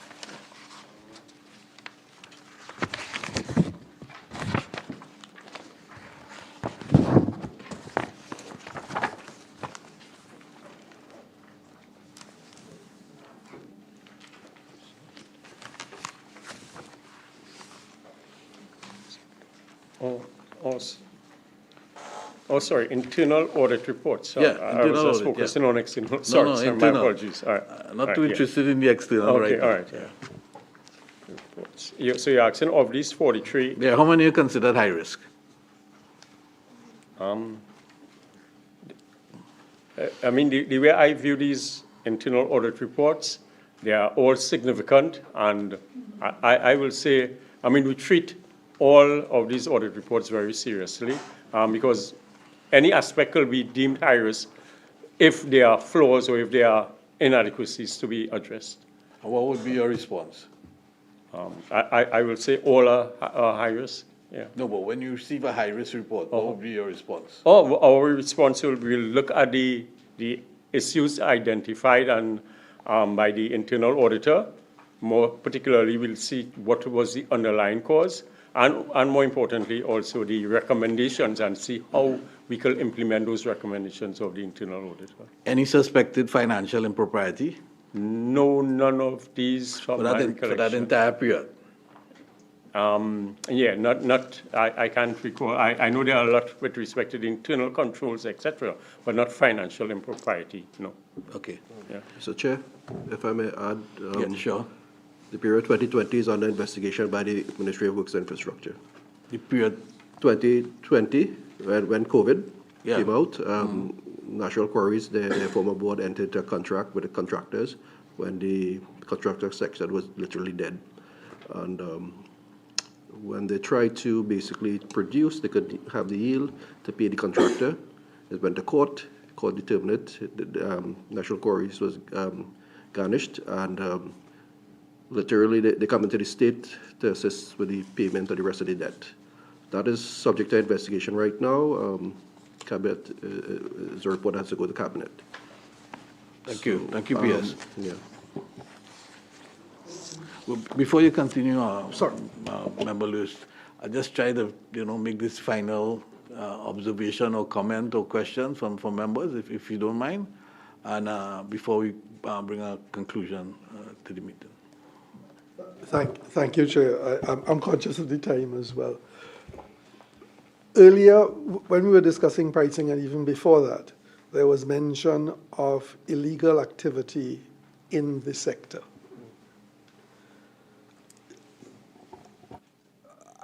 I would like to ask, and I'm not sure who the right person is, but what is the illegal activity in the sector, and how is it impacting the company? And then beyond that, what can be done regarding that activity if it's contributing to making the company non-viable? Chair, through you, if I may. One of the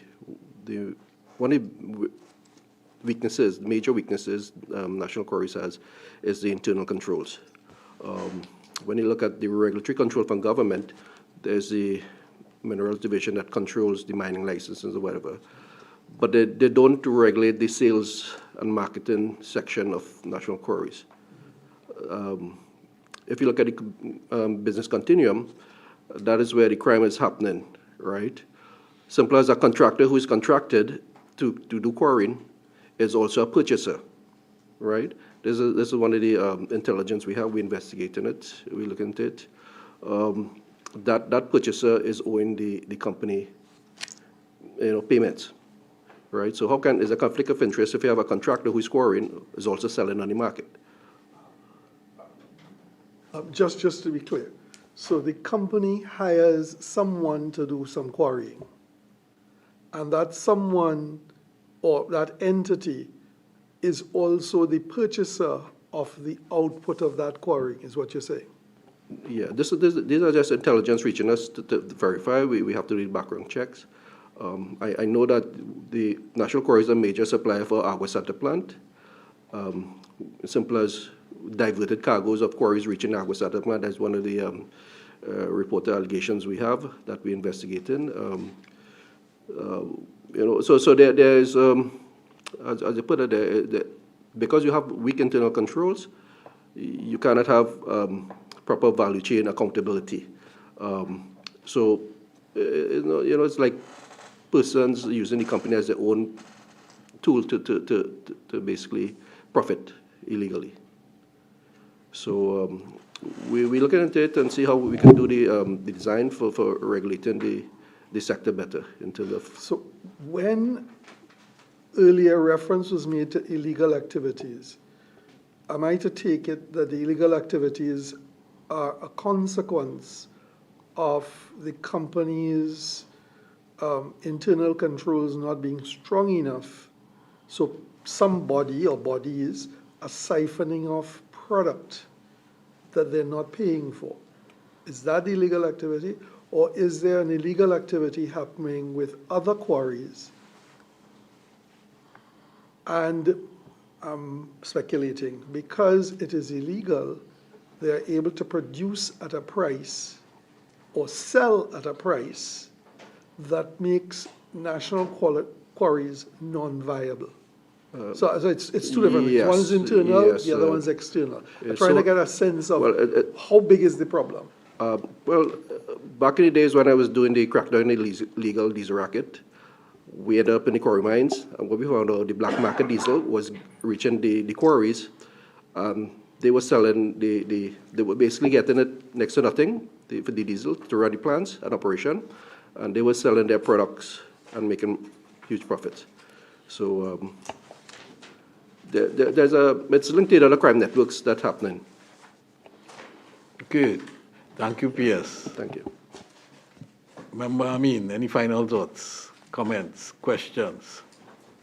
My suggestion is really to you as chairman of this committee that the reports of this state enterprise should be reviewed. Based on our discussions here, we should have a follow-up inquiry with them. There's a lot of supplemental information that I think you can provide. It is a new board, and in all the questions we are asking, in all fairness, I think this is the opportunity for members of the management to take the opportunity to make new recommendations to turn around, or if it is that the members of the management who were there before, it might be the other way around. The board might have to recommend to bring in new management to turn around the company. So I think the new board has at a crossroads in terms of the direction this company goes.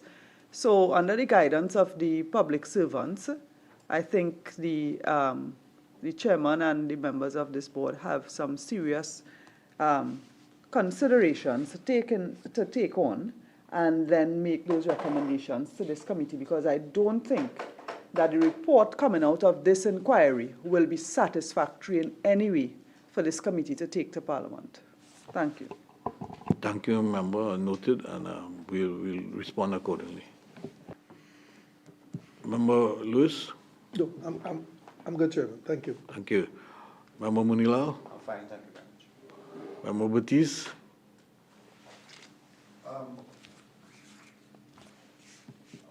Fine, only one thing I would like to, just to get clear, I heard Member Imberton, I think it was seconded by Member Munilal, when they referenced the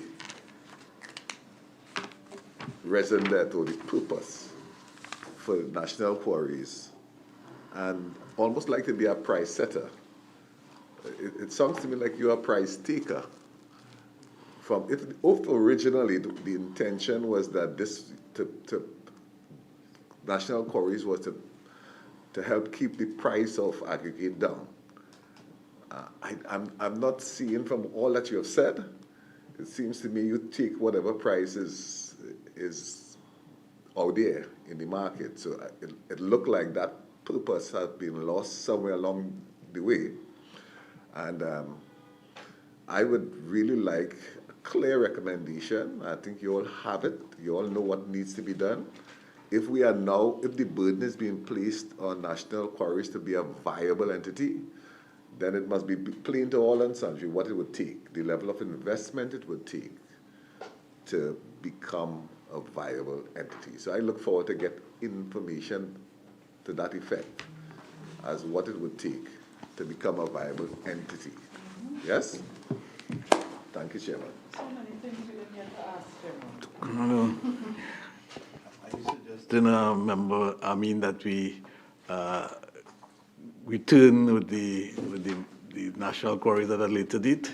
No, I think it is something for the members to discuss off camera. Certainly members of the committee can make that decision. But I know we have several other state enterprises that we do want to do inquiries as well. But I think in all fairness, this board would need some more time to put together, particularly to decide on the direction they want to go. So continuing this inquiry immediately may not be as productive as bringing them back in the next few months or so. I agree. Thank you very much. And I just like to thank all the representatives of the Ministry of Works and Transport, Works and Infrastructure, Ministry of Finance, the Investment Division, the Ministry of Energy and Energy Industries, and National Quarries Company Limited. Thank you very much for your time, and thank you very much for being here, and good luck in the future. Thank you.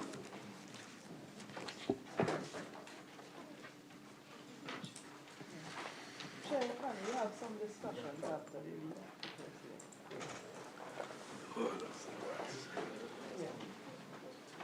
Leroy, we have some discussions after the. We didn't get to do that before.